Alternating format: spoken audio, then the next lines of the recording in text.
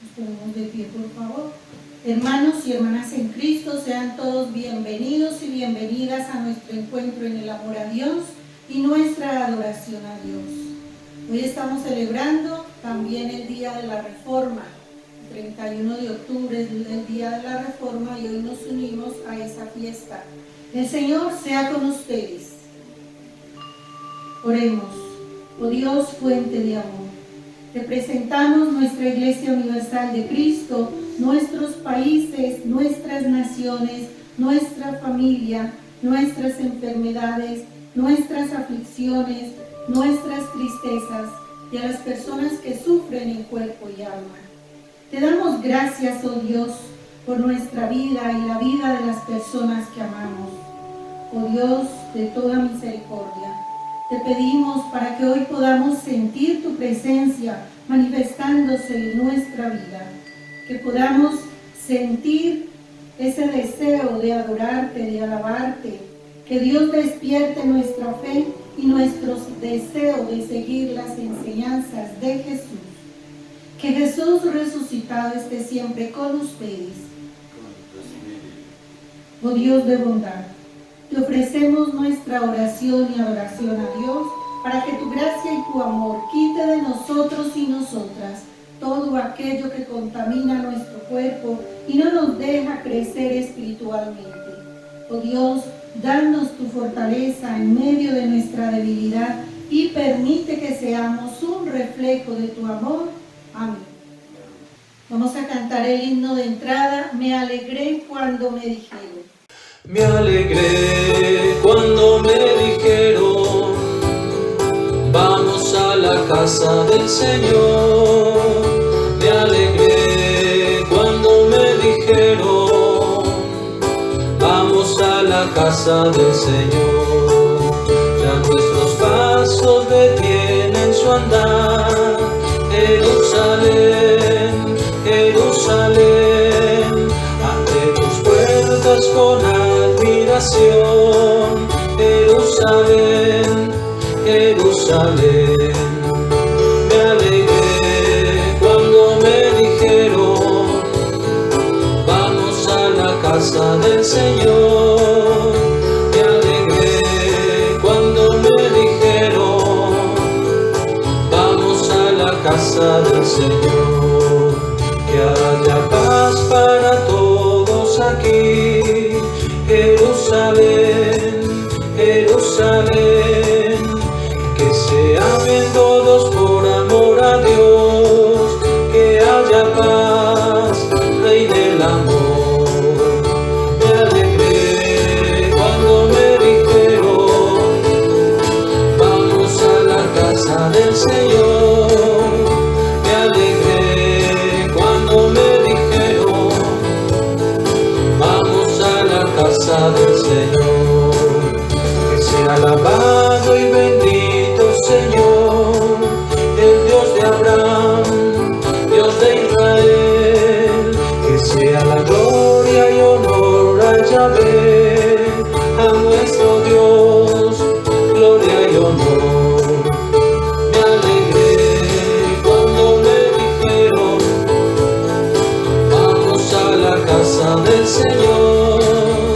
Me alegré cuando me dijeron, vamos a la casa del Señor.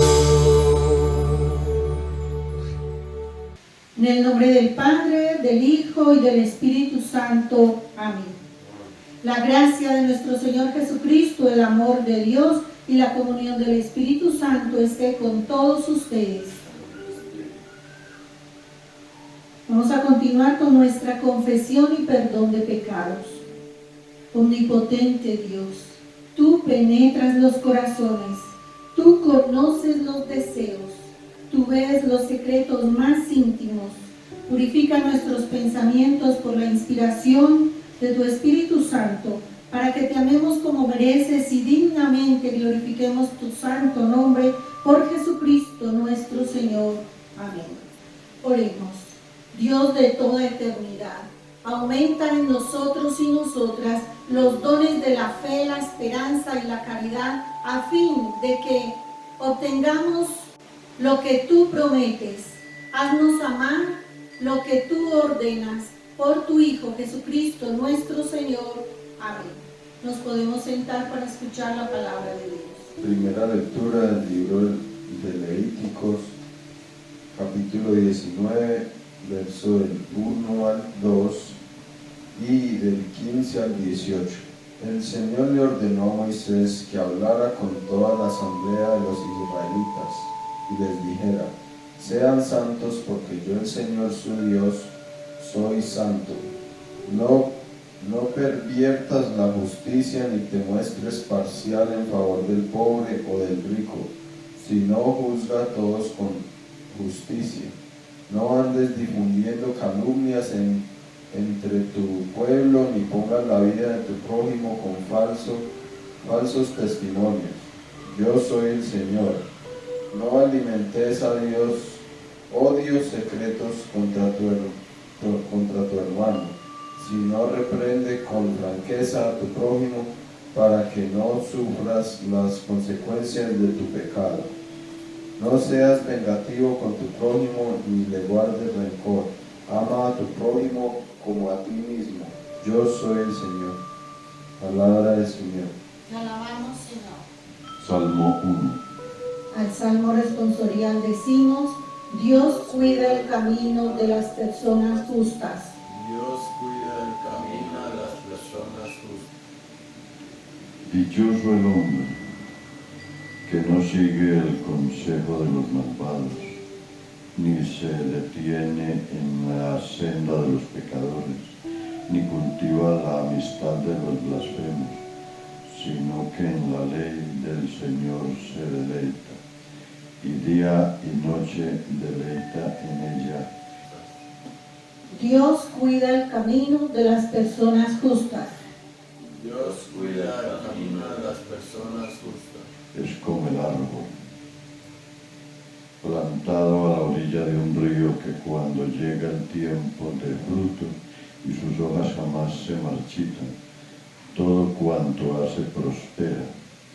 En cambio los malvados son como la paja arrastrada por el viento, por eso no se enredan en el mal, y los malvados en el juicio, ni los pecadores en la asamblea de los justos. Porque el Señor cuida el camino de los justos, mas la senda de los malvados lleva a la perdición. Dios cuida el camino de las personas justas. Dios cuida el camino de las personas justas. Nos ponemos de pie, por favor. El Santo Evangelio según San Mateo, capítulo 22, versos del 34 al 46. Por la señal de la Santa Cruz de nuestros enemigos, líbranos, Señor, Dios nuestro. Y decimos: gloria a ti, oh Señor. Gloria a ti, oh Señor. Los fariseos se reunieron al oír que Jesús había hecho callar a los saduceos. Uno de ellos, experto en la ley, le tendió una trampa con esta pregunta: Maestro, ¿cuál es el mandamiento más importante de la ley?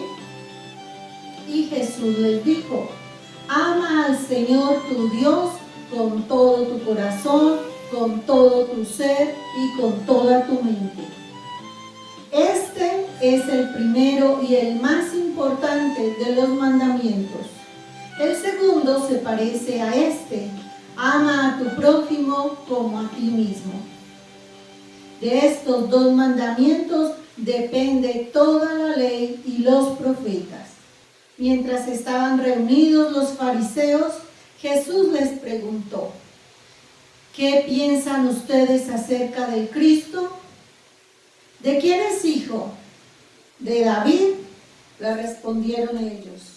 Entonces, ¿cómo es que David, hablando por el Espíritu, lo llama Señor? Él afirma: dijo el Señor a mi Señor: siéntate a mi derecha hasta que ponga a tus enemigos debajo de tus pies. Si David lo llama Señor, ¿Cómo puede entonces ser su hijo? Nadie pudo responderle ni una sola palabra, y desde ese día ninguno se atrevía a hacerle más preguntas. El Evangelio del Señor. Alabanza a Dios Cristo. Hermanos y hermanas en Cristo, hoy es el 21º domingo después de Pentecostés. Recuerda que Dios te ama y hoy te ha escogido para que compartas las buenas nuevas de Dios. Oh Dios, permite que aceptemos tu trono en nuestros corazones. Ayúdanos a vivir a tu imagen en el amor que nos conduce a la santidad. Amén. Te invito a que abramos nuestro corazón, nuestros oídos, nuestra disposición para escuchar el mensaje que Dios tiene hoy para nuestra vida personal, nuestra vida familiar y nuestra vida de comunidad. El Espíritu de Dios habla hoy a nuestra vida en momentos de angustia o en momentos de alegría. Y vamos a empezar haciendo un recorrido por las lecturas de hoy. ¿Recuerdan la primera lectura? La primera lectura es un llamado a la santidad. ¿Y de quién viene esa iniciativa? De Dios. La iniciativa viene de Dios. ¿Qué hizo Dios? Dios llama a Moisés e invita a Moisés para que vaya a su pueblo israelita y le diga que sean santos. También ese texto habla hoy a nuestro tiempo actual, porque Dios es quien continúa llamando a la santidad. Y si somos creados y creadas a imagen y semejanza de Dios, debemos ser semejantes a Dios en santidad. Y Dios dice, sean santos porque yo, tu Dios, soy santo. Decía la lectura. Hoy yo me uno a la gran celebración también del 31 de octubre, donde la iglesia celebra el Día de la Reforma. ¿Qué celebra el 31 de octubre? La iglesia seguidora de Cristo celebra el Día de la Reforma en la iglesia. Y a finales del siglo XV y a principios del siglo XVI surgieron muchos temas teológicos de discusión en la iglesia y prácticas que necesitaban respuestas claras, desde un entendimiento basado en el estudio de las Escrituras. El estudio de las Escrituras daría respuesta clara al conflicto que se vivía en aquella época. Las respuestas encontradas en las Escrituras sirvieron de base para un mejor entendimiento en la nueva evangelización. En este tiempo de celebración, entonces, destacamos las obras de Martín Lutero. Martín Lutero fue un gran reformador en la iglesia y un gran líder en la iglesia. Yo pienso que dentro de la evangelización muchas personas se preocupan por lograr la santidad. La mayoría de las personas que están en la iglesia se preocupan por llegar a la iglesia para ir logrando la santidad. Y yo les pregunto, ¿cuál es ese camino para lograr la santidad? La primera lectura que leíamos en Levítico nos da la respuesta. Esta lectura dice, ¿cómo lograr la santidad? La lectura da los siguientes pasos. Dice, primero, no calumnies, no expongas la vida de tu prójimo. Eso lo escuchamos cuando estaban leyendo la primera lectura. Segundo, dice, no alimentes odios contra tu hermano. Y tercero dice, no le guardes rencor a nadie. Ama a tu prójimo como a ti mismo. Este llamado a la santidad es iniciativa ¿de quién? De Dios. Dios llama a Moisés para que invite ¿a quién? Al pueblo a ser un pueblo santo, al pueblo israelita a ser un pueblo santo. También este texto nos habla hoy en nuestra época actual, porque Dios es quien continúa llamando a la santidad. Y en el Nuevo Testamento Jesús dice que el mandamiento más importante, ¿recuerdan cuál es? Ama al Señor tu Dios con todo tu corazón, con todo tu ser y con toda tu mente. Amamos a Dios ¿cuándo? Muchas veces decimos que amamos a Dios, pero ¿cuándo amamos a Dios? Amamos a Dios cuando amamos a las personas que nos rodean, porque en cada persona está el soplo vivo del Espíritu de Dios. El soplo es el aliento de vida, es lo que da vida a cada persona. Así que en cada persona está el aliento vivo de Dios. Y el Salmo son palabras de consejo para prosperar.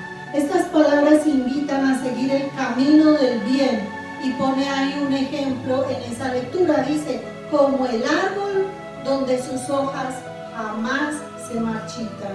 Así estamos llamados a hacer el bien, como el árbol donde sus hojas jamás se marchitan. Así que el bien siempre será para siempre, infinito, sin desánimo, sino siempre con energía haciendo el bien, es el llamado. Y en la segunda lectura, Pablo habla a la comunidad de Tesalónica y ante las aflicciones, recuerdan que antes las primeras comunidades tenían los mismos sufrimientos de nuestra época. En esa época también había aflicciones, también había sufrimientos, también había insultos. Pero se fortalecía la comunidad porque confiaba en Dios. Solo Dios les podía dar esa fortaleza. Y en medio de la lucha continuaban comunicando el Evangelio. O sea, no se desanimaban. ¿Cuántos empezaron comunicando el Evangelio? Uno. Y después se unió otro. Y después se unió otro. Y hasta ahora en el año 2020 que estamos, pues ya se han unido muchísimas personas al Evangelio y así es como van creciendo los ministerios. Esta carta describe un símbolo de ternura de Dios. Cuando Pablo dice, los tratamos con delicadeza, miren que pone una imagen que expresa también esa imagen de Dios. Miren cómo Pablo dice, los tratamos con delicadeza y recuerdan la imagen que puso. Puso la imagen de una madre que amamanta y cuida a sus hijos. Ahí con esa imagen Pablo muestra cómo expresa él la delicadeza. Pero nosotros también ahí podemos ver esa imagen de Dios como una madre que amamanta y cuida a sus hijos e hijas. O sea, es una imagen de ternura, es una expresión de amor compartiendo la vida y el Evangelio en una entrega desinteresada. Es una imagen poética. En esta imagen podemos ver que el amor y la entrega es mutuo. El padre o la madre con sus hijos es un amor mutuo, de conocimiento mutuo, y el Evangelio es una entrega desinteresada, así como el padre o la madre con sus hijos dan su amor desinteresado. En esta imagen podemos ver el amor y la entrega, entonces, desinteresada, en un conocimiento que se entrega entre padre e hijo, mutuo, madre e hijo o hija. Dios nos ama como una madre cariñosa, nos recibe como hijos e hijas en sus brazos, nos alimenta, nos carga y cuida a su pueblo con ternura, dando todos los cuidados que una persona necesita desde antes de nacer. Es la forma como Pablo expresa en esa imagen maternal y podemos ver ahí también esa imagen maternal de Dios. La lectura de hoy habla a nuestra vida y en nuestra época. Así también nosotros y nosotras, imitando la ternura de Dios, debemos compartir con esa ternura que expresa Pablo. Debemos compartir no solo el Evangelio de Dios, sino también nuestra vida.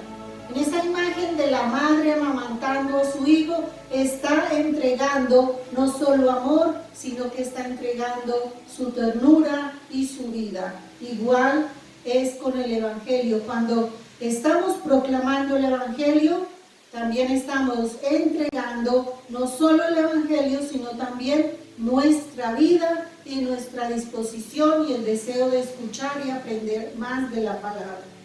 Cuando compartimos el Evangelio, entonces estamos dedicando nuestra vida a la misión que Dios nos ha encomendado. Y es que Dios le encomienda a cada persona una tarea diferente. Y por eso en nuestro ministerio cada persona tiene un papel diferente. Y en el Evangelio de hoy encontramos dos puntos importantes. Primero, Jesús enseña a vivir en el amor. Y segundo, Jesús cuestiona de quién es el Hijo Cristo, de quién es Hijo.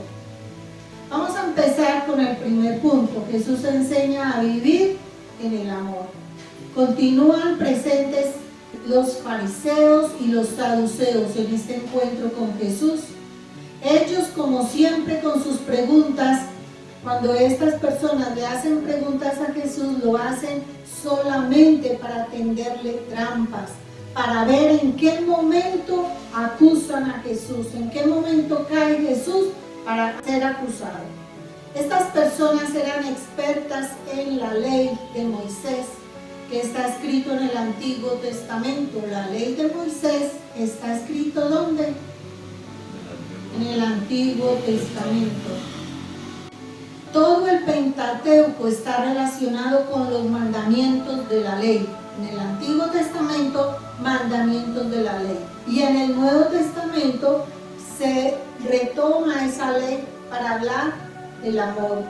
Un experto en la ley le llama a Jesús maestro. Se acerca a Jesús y le dice maestro y le pregunta ¿cuál es el mandamiento más importante de la ley? Y yo les pregunto, ¿ustedes recuerdan cuáles son los mandamientos de la ley de Dios? ¿Recuerdan? Yo me acuerdo cuando yo estaba pequeña y en la clase de catequesis nos tocaba aprendernos los mandamientos de memoria, 10 mandamientos de memoria. El primer mandamiento de la ley de Dios es amar a Dios sobre todas las cosas. Ese es el mandamiento que más me acuerdo porque era el primero que tenía que aprenderme de memoria. Hoy Jesús dice que el mandamiento más importante de la ley de Dios es ama al Señor tu Dios con todo tu corazón, con toda tu mente, con todo tu ser. ¿Y ustedes recuerdan cuál es el segundo mandamiento? Primero, el amor a Dios. Y el segundo mandamiento se parece al primero, porque quien ama a Dios, ¿ama a quién? Al prójimo. Quien ama a Dios, ama a las personas que lo rodean a uno. Y yo no puedo decir amo a Dios y odio a mi hermano o a mi hermana. ¿Cómo puedo decir que amo a Dios si excluyo a las personas que poco me agradan? No amo a Dios si en mi corazón no hay amor para las otras personas. Eso es lo que hoy tiene Dios para nuestra vida, ese mensaje. En cada persona está el rostro sufriente de Cristo. Y yo les pregunto, ¿amas a Cristo? Si amas a Cristo, entonces amas a las personas que sufren. Jesús dice que el segundo se parece al primero. Así que es ama a tu prójimo como a ti mismo. Es el segundo mandamiento. Hablemos ahora del segundo punto. El segundo punto dijimos que es una pregunta. ¿De quién es hijo el Cristo? ¿Qué dirían ustedes? ¿De quién es hijo el Cristo? ¿Qué piensan ustedes acerca de Cristo? ¿De quién es hijo? ¿Cómo llamaban a Jesús? ¿Recuerdan ustedes cómo llamaban a Jesús cuando la gente quería ser sanado por Jesús? ¿Recuerdan al ciego de Jericó que gritaba, Jesús, hijo de David, ten compasión de mí, le decía Jesús, hijo de David. Así que los fariseos respondieron que Jesús era hijo de David. Eso quiere decir hijo del linaje del rey David. Ahora Jesús dice, entonces, ¿cómo es que David, hablando por el Espíritu, lo llaman Señor? Esto me invita a pensar que a todos los reyes los llamaban Señor como algo importante, y a Dios también le llaman Señor como algo importante. Eso se llama antropomorfismos, ver a Dios con cualidades de un ser humano. Si este es mi rey y lo máximo que yo puedo decir de mi rey es que es un Señor, pues entonces lo mismo vamos a decir de Dios, que Dios es un Señor. Y Jesús les pregunta, si David lo llama Señor, ¿cómo puede ser entonces su hijo? David llama a Dios Señor. Ahora, ¿cómo puede ser su hijo? Los fariseos no sabían cómo responder, así que desde ese día ninguno se atrevía a hacerle más preguntas. Cuando leemos la Biblia, debemos entender que las Escrituras deben ser leídas y entendidas bajo dos principios cristianos. Primero, amar a Dios y a las personas. Y segundo, es importante tener fe. Y yo les pregunto, ¿quién es nuestro modelo de fe? Jesús crucificado. ¿Y qué más le pasó a Jesús? Resucitado. ¿Y qué más sabemos de Jesús? Que es santo. Ese es nuestro modelo de fe. Nuestro modelo de fe es Jesús crucificado, resucitado y santo. El Espíritu de Dios es amor. El amor de Dios nos libera y nos vuelve hacia la convivencia en el amor. Si Dios es amor, pues entonces Dios nos enseña a vivir en el amor.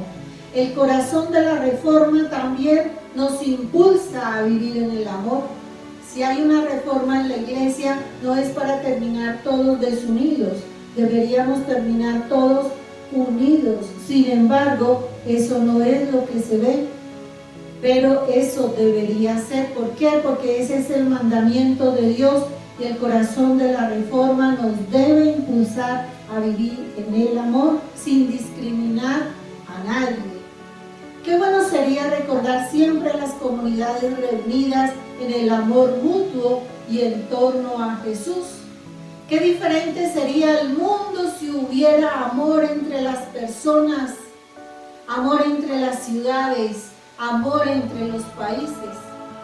Qué diferente sería el mundo. Eso quiere decir que nos hace falta obedecer más en ese mandamiento del amor que Dios quiere para el mundo.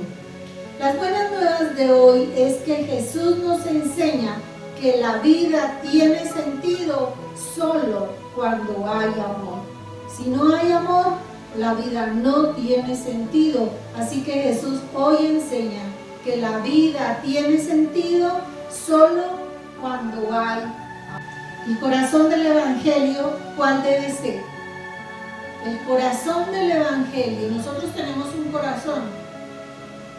El Evangelio también tiene un corazón. El corazón del Evangelio, ¿cuál será? El amor a Dios y al prójimo. ¿Y cuál debe de ser nuestro corazón? Lo mismo, nuestro corazón debe estar dispuesto a amar a Dios y amar a las personas que nos rodean. Y aunque no fluye en nosotros la actitud generosa de amar, mire que no es natural amar, no es natural. ¿Por qué? Porque siempre está presente la maldad y las cosas de Dios. La maldad nos impulsa a odiarnos, pero Dios nos impulsa a amarnos, dos polos opuestos.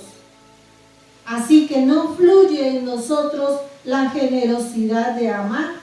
Pero lo extraordinario en la vida cuando hay amor es sentir esa presencia viva de Dios actuando en nuestra vida. Lo extraordinario de nuestra vida es amar. Dios en su misericordia nos enseña a amar. En la misericordia de Dios podemos ver que Dios nos ama infinitamente. No importa cuántas veces caemos, Dios sigue dando oportunidades. El amor de Dios nos debe enseñar a ser personas solidarias. El amor de Dios nos hace más fuertes cuando somos solidarios o solidarias y nos da la capacidad de amar. Solamente cuando hay solidaridad podemos ver ese amor visible en la comunidad o en nuestra familia o en nuestro hogar.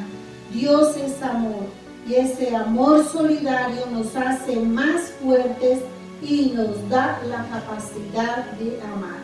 En la cruz, ¿qué pasa en la cruz? Cristo se entrega al mundo por amor. Y por amor Cristo sufre en la cruz por ti y por mí. Amén. Vamos a cantar el himno Te exaltaré.